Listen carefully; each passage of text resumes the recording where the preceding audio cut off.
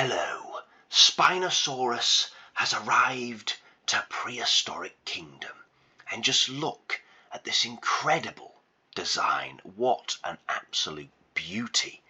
The team have done a marvellous job at reconstructing this animal, and today we're going to be making a habitat for this magnificent creature. But first we need to decide what skin pattern we're going to choose. We have 4 different skins to choose from.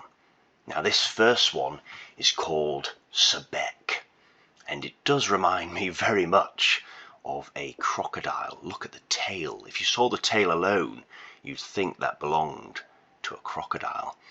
And the scales as well. Look at the scales under the belly. Very, very crocodilian like, and the colours as well. And there is no difference between the male and female. You can see there as we switch back and 2. So that's the Sebec. Let's change to this one. This is Emit. And this one, still very crocodilian, the scales, but a nice brown colour. And again, I don't think we have any difference between the male or the female. And look at these little scales sticking out here on the top. Wow, absolutely beautiful. The stocky legs. Look at the claws on the arms. Oh my goodness, beautiful. They've done a very good job at bringing this animal back to life. And this one is Tawaret. This one's very plain. And also you can see the scales have changed in size. Look there when we go back and 2. Very thick scales like a crocodile. These are very small, almost like a lizard's scales. And this one is very, very plain. No difference between male or female there. But when you look at large animals that are alive today, like elephants and rhinos and hippos, they don't have much colour. So maybe, I don't know, this could be the most accurate out of them all. So there you have it, the Tawet. And the last one we have is this one, the Happy. Now this one has to be my favourite. Just look at the gorgeous patterns running down the head there and down the, oh, look at the sail, all the way down to the tail. Absolutely gorgeous. This one is definitely my favourite. And let's see the difference between the male and the female. There is a little bit. You can see the male, see as I go back and 2 there, the male has much more darker, these black areas are much more darker and more distinctive than the females. The female looks a lot more yellowy in colour. So I think we're going to go with this one. And this one doesn't have the crocodile scales as well. I do like those crocodile scales, but this pattern is just winning me over. It's just so, so beautiful. And look at the size of it next to a human being here. That head alone is the length of a human. My goodness, and those claws. You wouldn't want to get hit by one of those claws now, would you? But anyway, let's start making a habitat for this iconic dinosaur. Let's go. Let's begin. But before we do, let me know down in the comments below what your favourite Spinosaur pattern is. And don't forget to like and subscribe. So to start off, we're going to build an enormous lake for our Spinosauruses, because we want to make sure that we give them plenty of water, because this dinosaur is a semi-aquatic dinosaur. So for those of you that don't know, Spinosaurus lived in North Africa during the late Cretaceous period, and it lived in swamps, rivers, lakes, and even mangrove forests, which are found by the coast, like in coastal rivers and things like that. And this dinosaur was perfectly adapted to this kind of environment. The teeth of Spinosaurus are perfect for grasping hold of slippery fish. So it was a fish eater. It spent most of its time hunting fish. I think that made up most of its diet. It probably ate anything else that it could grab onto, but most of the food that Spinosaurus was eating was fish. But it also had a remarkable tail. The tail of Spinosaurus has these tall, slender spines sticking up from the vertebrae. Now, in real life, these would have been covered in skin, and it almost reminds me of something like a tadpole's tail or something like a newt's tail. So as the animal waves its tail from side to side, it would create a lot of power, a lot of thrust, and this would propel the animal forward. So it would have been a fantastic swimmer. So everything is pointing at that this animal spent a lot of its time in the water, not just at the water edges and the riverbanks, like people previously thought. I think a lot of people thought it would have acted very much like a heron, like modern day herons, just sitting at the sides of the water, waiting for fish to come by and then striking their head into the water and catching the fish. So this tail seems to suggest that they were spending a lot more time in the water than actually just at the sides. So we want to make sure that we give them plenty of water to actually swim in, and we want to make sure that it's big enough so we can make it deep enough as well, so they can actually swim, not just wallow in it. So at the moment, in the center of this lake, at the deepest point, it is 6 meters deep. Now that's the deepest we can get it on the game, so I think 6 meters will be more than enough for them to swim in. That's plenty deep enough for them. We want to make this habitat as natural as possible, make them feel at home. The last thing that we want is an angry Spinosaurus, trust me. So we want to make sure that they are kept happy and they feel like they're in the, the correct environment. And that's what the guests want to see. And speaking of guests, we are now building the front entrance of our zoo. But we need a name. And I've been racking my brain trying to think of a name for this zoo. So if you've got any good ideas for a name for this African late Cretaceous swamp zoo, if you've got any good ideas, please let me know in the comments down below. We're going to have 3 different species in this park, all from the African late Cretaceous period. We've got the Spinosaurus, of course, that's the first animal we're going to have. Then we're going to put in the Tyrannosaurus and then finish off with the Carcharodontosaurus. So if you've got a good name or any ideas, even ideas that you'd like to see in the park, please comment down below and let us know what you think. And as you can see, I'm just installing a bathroom here as you enter the park. The last thing we want you to do is have to trek so many miles to go to the toilet, so we're making sure that the guests have a bathroom when they walk in. I'm just changing the way the bathroom looks just to make it look a bit more jungle, swamp-like, so it blends in a bit better in this entrance. You can also see we've put a shop in. It's actually an animal shelter, but I'm going to pretend it's a shop. And we've got these 2 areas at the side with the rocks and the vegetation and those 2 beautiful swamp trees. I love those trees. I just think they look really, really cool with the vines hanging off the branches. They just look magnificent. So yeah, I've put those in just to make it look a bit more immersive, to immerse the guests into this jungle habitat, but without them being able to walk through there. We put the fencing around it to stop them just wandering off into the jungle, but it really sets the tone as you walk in that you are in a swamp, you're in this jungle, tropical, humid type of environment that the Spinosaurus would have lived in.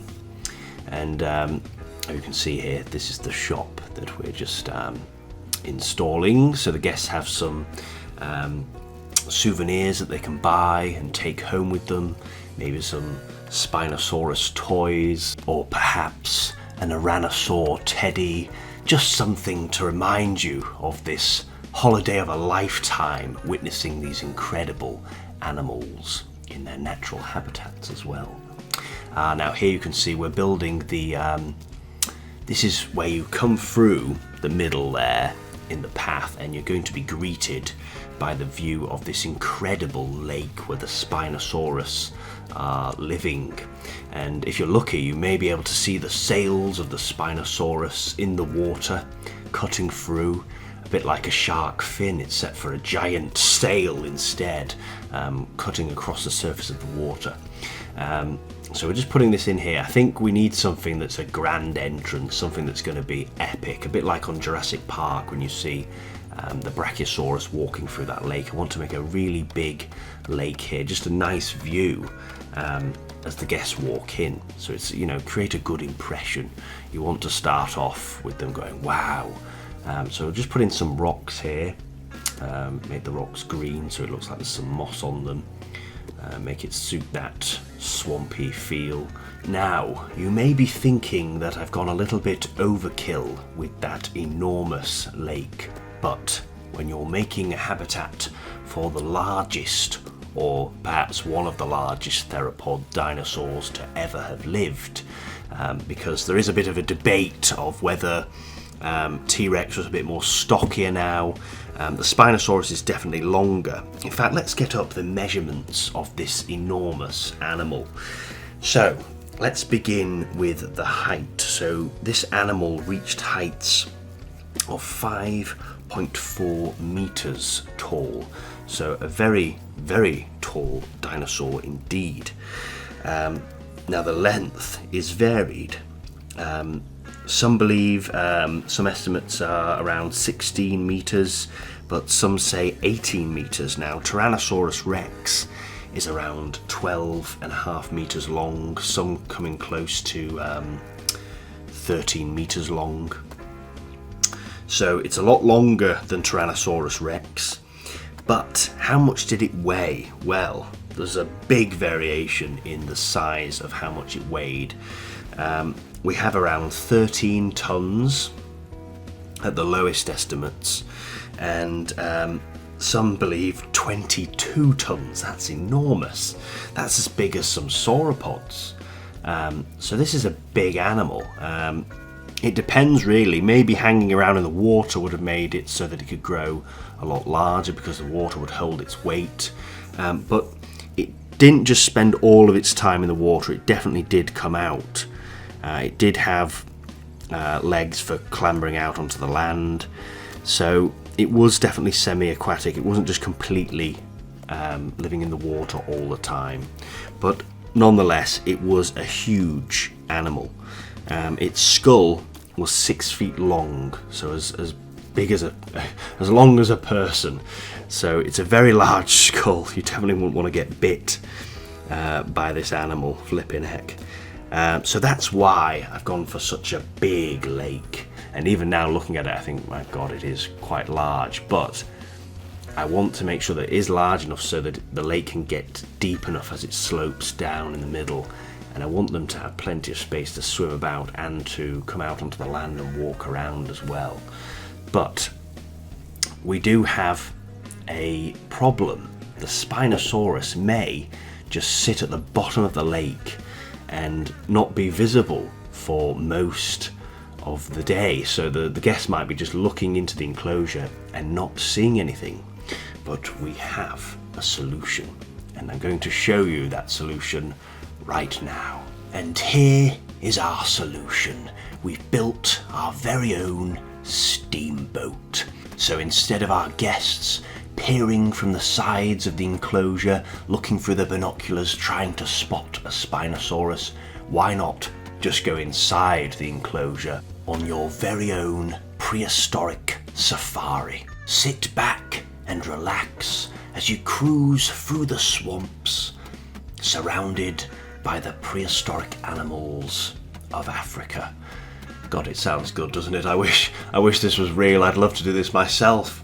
But this boat took so long to build. It's a build in itself. So I've actually taken this part where I'm building the boat and made it into a separate video. So if you want to see how we built this boat, you can click the link on the end of the video and see how we made it. But we're now building the gate that's going to allow the boat inside the enclosure. Because what we don't want is when the guests are getting onto the boat at the docks that we're also going to make for them, the last thing that we want is a Spinosaurus popping up and attacking people. So we've got to make sure that we give the guests a safe area to get on and off the boat. And also we're going to have these checkpoints dotted around the park because we're going to have all the animals separate. So we'll have the Tyrannosaurus in a different enclosure. This gate will open, and we'll have two gates, so the boat can go through one gate, then that gate will shut, and then the second gate will open. And what we'll have to make sure is that there's no Spinosaurus lurking under the water. We'll have to have something like underwater sensors or something like that. Make sure that they're not hanging around near the entrances of these gates, because we don't want the gate to open and the Spinosaurus sneaks through and then goes on a rampage. We certainly don't want that. So I'm going to build on either side of these gates these lookout towers. Now the keepers that are inside these towers have a very, very important job. It's their job to look out for the Spinosaurus, to make sure that they're not too close to the gates. And that's why we've made it a tower, because when you're high up you get a better viewpoint of the entire area, and also you get less glare coming off the water. If you're looking at water from low down, you get a lot of reflected glare bouncing up and you can't really see. But if you're up high, you should be able to see quite easily through the water. It's a lot easier to look down at water and see what's underneath it. So if the Spinosaurus was waiting under the water near the gate, the keepers would be able to spot him, and they'd be able to radio down to the guys that are on the gate and say, do not open the gate yet, it's not safe.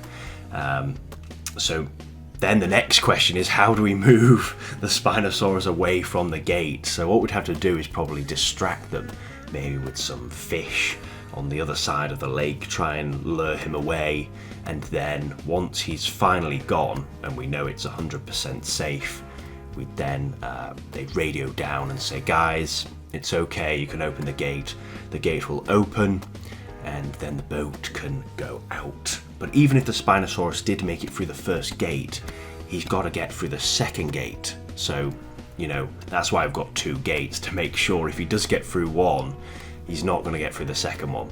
There's no way that second gate will open unless we have a malfunction, a mysterious malfunction, or we've hired someone like Dennis Nedry to work in the park. But we're checking everyone's backgrounds and making sure that we only employ the very best staff here. So there'll be nothing like that happening here, I can assure you. We only employ the best keepers here at whatever this park's going to be called. We still don't have a name yet. So don't be shy. If you've got an idea, please share it down below in the comments.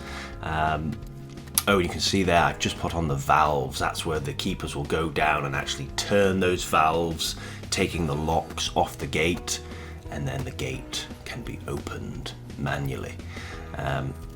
So we've got those two lookout towers on either side, making sure that everything is definitely safe before we open it. And we're going to put some barrels and things like that, some boxes and crates,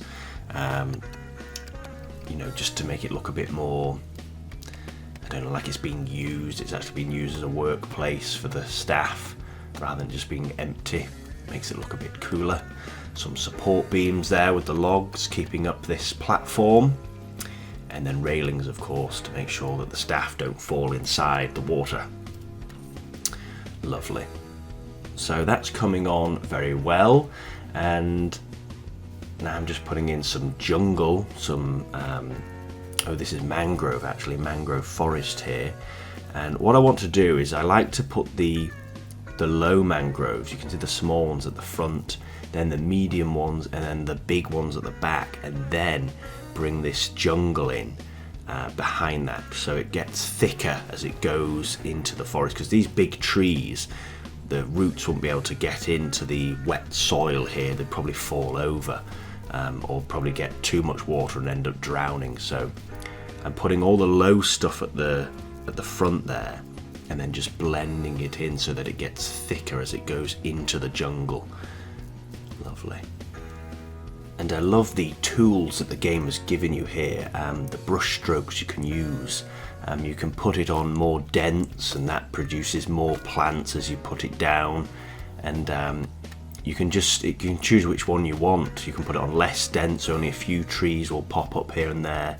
And you can also change the size, how much you want. So you can see now it's coming together. Oh, we're going to have a nice little beach area here. A nice little sandy beach for the Spinosaurus to sunbathe on maybe. And we'll just blend in some mud and some pebbles and sand there, just to make it look like it, the sand is wet at the bottom here, and then it starts to dry out. And we'll put in some lovely reeds and one of my favourite trees, the swamp tree. Look at those vines drooping down from the branches there, absolutely gorgeous. Yeah, it's coming together very nicely. I hope our Spinosauruses enjoy it. Hope they're happy with this build. I think we're going to put in 2 of them. We'll have a male and a female. I think we'll have a mating pair, because there's no evidence suggesting that these animals were very sociable. Definitely not hunting in packs or things like that. They were probably solitary for most of their lives, only coming together to mate. So we'll get 2. It is a very big enclosure, so hopefully they won't fight. I know behaviours are coming in soon. I wonder if that'll be a thing, if animals will fight for territory if they don't have a very large enclosure, or something maybe like that. That might be very interesting. But this dinosaur is an incredibly bizarre dinosaur, and it's gone through probably the most changes of any dinosaur ever. When you look at what Spinosaurus was thought to be like when it was first discovered, it was the classic, it was stood upright, its tail was dragging on the floor, it had a T-Rex head. It was basically a T-Rex with a big sail on its back. But it would stood right upright like a man, and it was a bit like a kangaroo. Its tail would just drag on the bottom. But then, once we all started to realise that, these theropods had their tail off the ground, and that was for balance, we then went to the Jurassic Park look. So Jurassic Park 3, we see Spinosaurus walking upright. Its face, it's got a much more elongated face, a long jaws for catching fish. But then it changed again. And this time it went from being a bipedal dinosaur that walked on 2 legs to a quadrupedal, so it walked on 4 legs. And there's ideas of this animal walking on its knuckles, a bit like an ape, so that the claws would curve inwards so they didn't scratch their claws, and they'd walk on their knuckles. And the sail also changed as well into a bit like an M shape, rather than a sail that's really curved, just like a semicircle. And then it changed again when they realised that they had this paddle-like tail. And I think they've also gone off the idea of it walking on its knuckles. I think they think that its arms would have actually been off the ground now. It just keeps changing. This animal is constantly evolving. You can't keep up with it. The next thing they'll be telling you is it had wings, and then it was actually a dragon and it could fly. It wouldn't surprise me, because Spinosaurus just keeps on changing. It really is a really cool looking dinosaur, very popular dinosaur. And do you know what? I'm surprised that Prehistoric Kingdom actually brought Spinosaurus out this early, because you never know, it could change again, and then the team would have to make a new model. So I think you've just got to go for it though. You can't just hold back forever. You've got to just say, look, we're going for it. We're going to bring Spinosaurus in, because we're always learning stuff, you know. And you can never say something is 100% accurate because we don't know. We've only got fossils to go off. We've only got the bones, maybe some skin impressions, footprints, even some fossilized dung that shows what diet they were eating, but that's really it. We don't really have much to go off. So when you're estimating what something looked like, even the weight of the animal is hard to get right.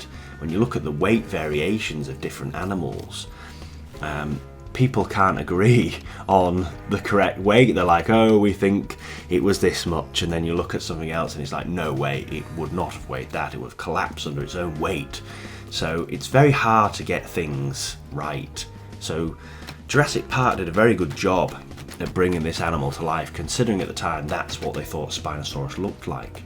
And even though it was completely wrong, but you can get away with it with Jurassic Park because nothing in Jurassic Park is completely natural. They mix the DNA with different animals, so you could say that's why it doesn't look accurate, because you know, it's really a hybrid. It's not really a Spinosaurus at all. It's a Spinosaurus crossed with whatever species of frog they've decided to mix the DNA with.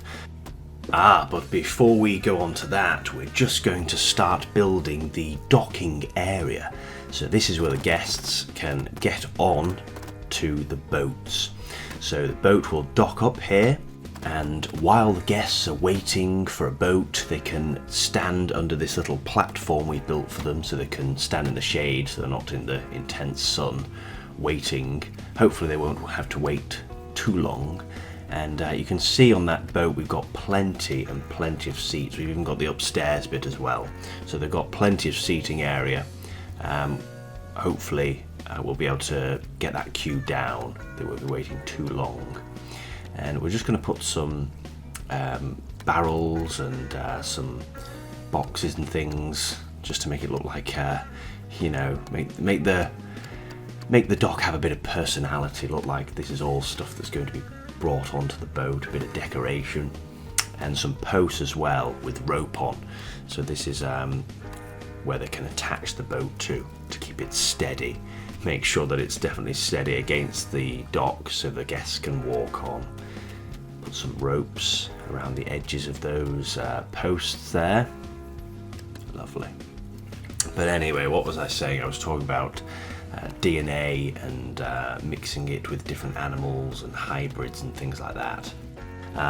They use frogs in Jurassic Park in the first film, but I think in Jurassic World they're using a whole cocktail of different animals' DNAs and just mixing them together and seeing what happens, and that's why we get the Indominus Rex being invented. Basically, it's created in a lab by mixing all these different DNAs together. I think they use things like what was it, like rattlesnake and cuttlefish, things like that.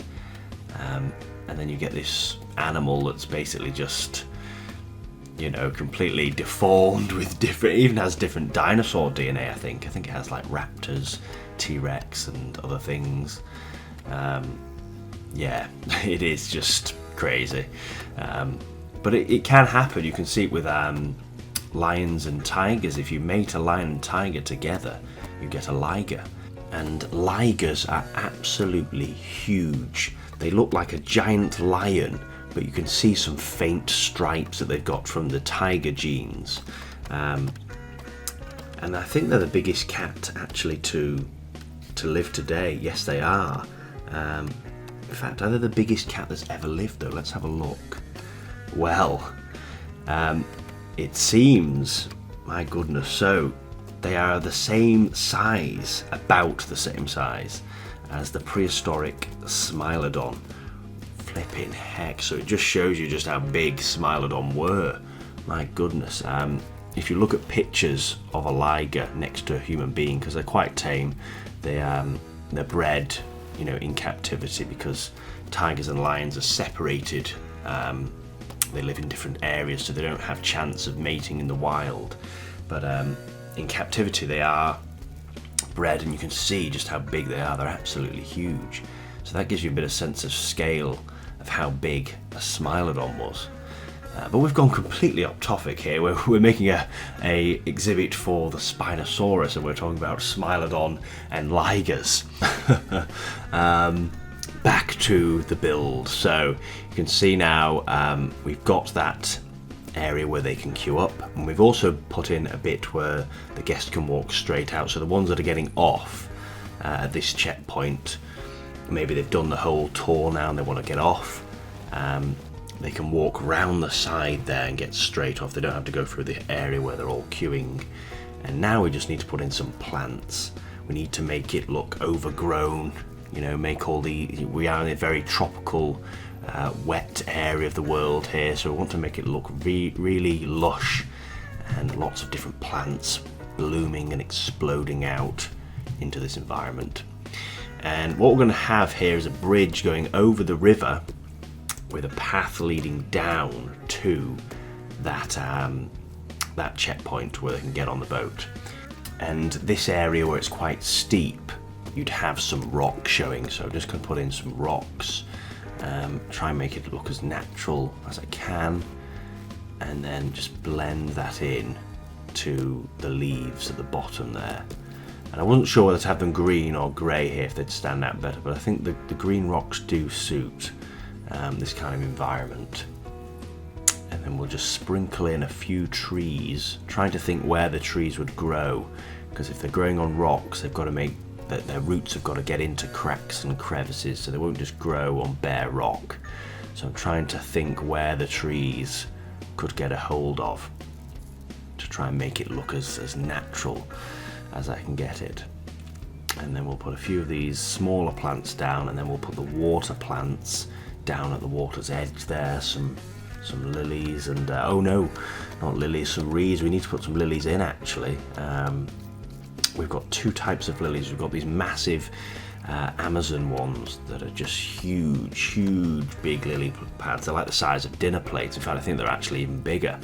And then we have the smaller ones with the little colourful flowers on them. I think we need to put a few of them in as well to add a bit of colour. Try and brighten up the place a bit so it's not just all green plants and bushes everywhere. But I do like the way it's looking. It's very good. Yes, we'll put a bit more mangroves over here, I think, in this section. Lovely. But let's talk a little bit more about the Spinosaurus. In fact, let's talk about the discovery of this incredible animal. Well, it was discovered in the western deserts of Egypt. The last place you'd expect to find a Spinosaurus. It's weird, isn't it, when you think about it? It lived in these swamp habitats and these very watery places, and now it's been found in a desert. It's just mad, isn't it, how the landscape can change from being a swamp into the deserts of Egypt. It's crazy, isn't it, how everything just changes. Nothing ever stays the same. But it was found in 1912, over 100 years ago now, by an Austrian paleontologist named Richard Markgraf. And Richard found this animal and brought it back, and it was kept in Munich in Germany, and it was studied there, and that's where it got its name, the Spinosaurus, after the big spines on its back, which means spine lizard. And if you haven't heard the story of what happened next, it's rather sad. It's very unfortunate, but this specimen was sadly destroyed by the British Royal Air Force during World War II. Now, during the war at night time, the Germans would get into their aircraft, into their huge bombers, and they would take off and fly over England and just drop bombs. And the British were doing the same. They were flying out over Germany and dropping bombs, and they would aim for where large cities were, and where there were bases, where they thought bases were, or military bases, things like that. and everyone had to turn their lights off so that the planes couldn't see where the buildings were. So everyone had to switch their lights off at night, and these bombs would just be dropped overhead. They'd just guess where they thought cities were and stuff like this. And at night there were people that were on watch, looking out for any planes that were flying over, and if they spotted any, they'd raise the alarm. They also had radar as well. If anything came up on the radar, they'd raise the alarm, and a siren would go off warning everyone in that area planes are coming and bombs are about to rain down from the sky. So everyone would have to run down to their shelters and take cover. I mean, it's crazy, isn't it? When you think about it, you know, we go to sleep at night and we don't have to worry about this, and yet these people were going to bed thinking, you know, you wouldn't be able to sleep. You'd be just stressed thinking, is tonight the night where one of these bombs lands on my house? It must have been absolutely terrifying. And one night, when the British Royal Air Force set off, they headed towards Munich, and this was on the 24th of April in 1944. So this is 32 years after the discovery of this specimen. And they dropped these bombs on top of Munich, and the building where the Spinosaurus was being held was severely damaged, and the fossils were completely obliterated. There was nothing left. All that was left was some drawings that I believe it was Richard that made some sketches, or maybe it was some of the other paleontologists that were doing work on the fossil. But these drawings were the only thing that was left of the Spinosaurus.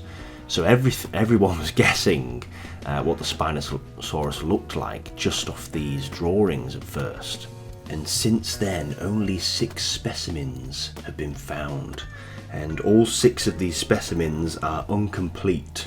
It's literally just maybe a few bones from the ribs or the spine.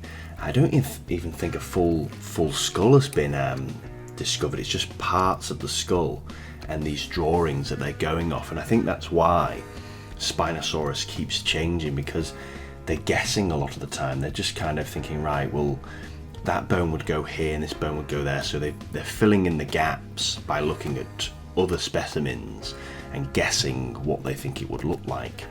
So I think that's why it's changed so much, Spinosaurus. It wasn't long ago until they found the parts on the vertebrae, on the tail, that was sticking up, that's give it the tadpole tail look.